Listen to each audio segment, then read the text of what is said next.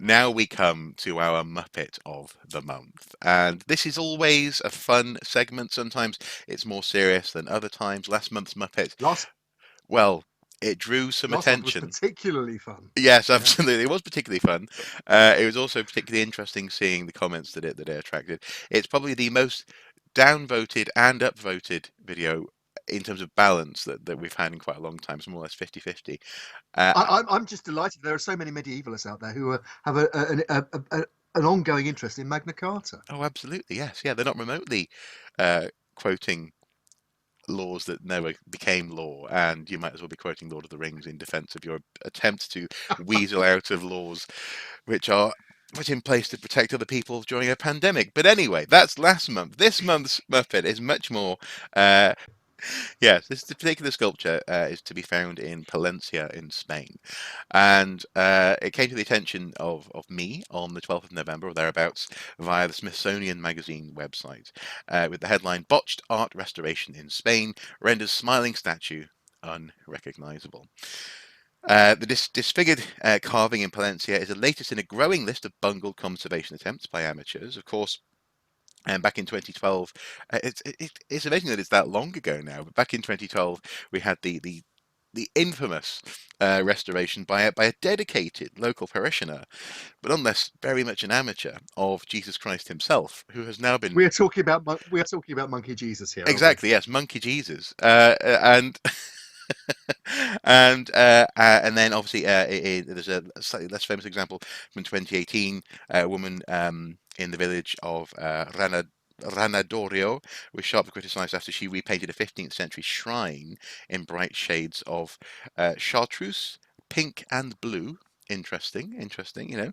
But you know, you got to move with the times, and the latest addition to this uh, venerable procession of artistic bungles comes in the form of someone who seemingly attempted to reform what looks like a fairly classical sort of Renaissance style. There's something a little bit Leonardo-ish about the way the face is on the original statue, and the attention to detail there. I'm not saying this is a Leonardo statue by any stretch of the imagination, but No. this, you know, it's got that sort of Renaissance feel.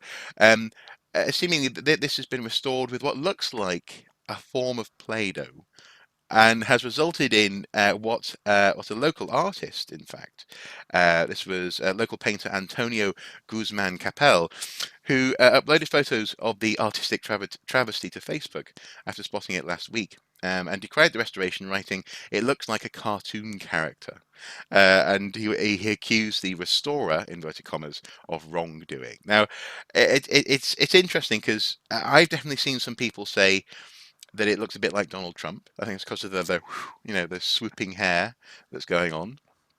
Um, It does. what do It you make of does. it? No, it does. It looks like the Donald. It does. It's obviously a tribute to Donald Trump's cultural significance. That he's being, you know, a perfectly respectable statue of a or head of a Renaissance woman has been replaced by, well, as another as it's been described, a cross between Donald Trump and Mr. Potato Head. The potato Um, head. Yeah, I can see that. I can see that. Yeah. And I yeah, suppose actually, if you imagine a cross between Mr. Potato Head, Donald Trump, and maybe one of those Cycladic sculptures from the Bronze Age or the Chalcolithic, where with the which was such an influence. In fact, yeah, this is Spain, of course, and those figures, that kind of style, was an influence on Picasso. So this is actually yeah. in a tradition of Spanish sculpture. So it's like a cubist reimagining of Mm. sorts. Yeah, exactly. Yeah, no, it's a Well, I remarkable mean, piece of work. they've definitely changed the Unique. aspect. Yeah, unique. Yeah, unique. The face has gone from sort of looking over there to looking down here. The neck has disappeared, and the eyes are staring right into my soul. It's Doesn't remarkable. Donald do that to you? They do. They do. You know, Donald reaches you through the television screen, Yes, doesn't he? he You know, has a power. He has a power. he has a Uh, power. Yeah. and I suppose this raises an inevitable question, doesn't it? Yeah. Why is this always happening in Spain? Well, well, It's why? I suppose to put it more politely, why why do people and this may be a funding issue, but why do so many buildings seem to rely on local can-do attitudes as Look, opposed to actual expertise?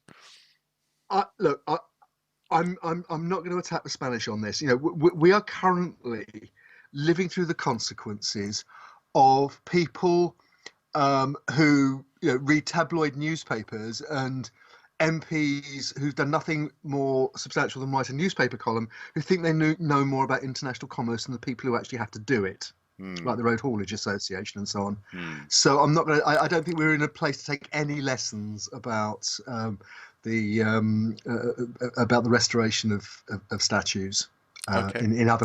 in other people's countries. But I'm allowed to raise an eyebrow, am I not? How? How does this keep happening? And Look, we're about to lam a dual carriageway across a World Heritage Site. I think a botched restoration of one of one Renaissance statue really rather pales into insignificance after that. okay, okay. Well, in that case, uh, yes. Okay, right. I'll move on. I'll stop asking that seemingly sensible question.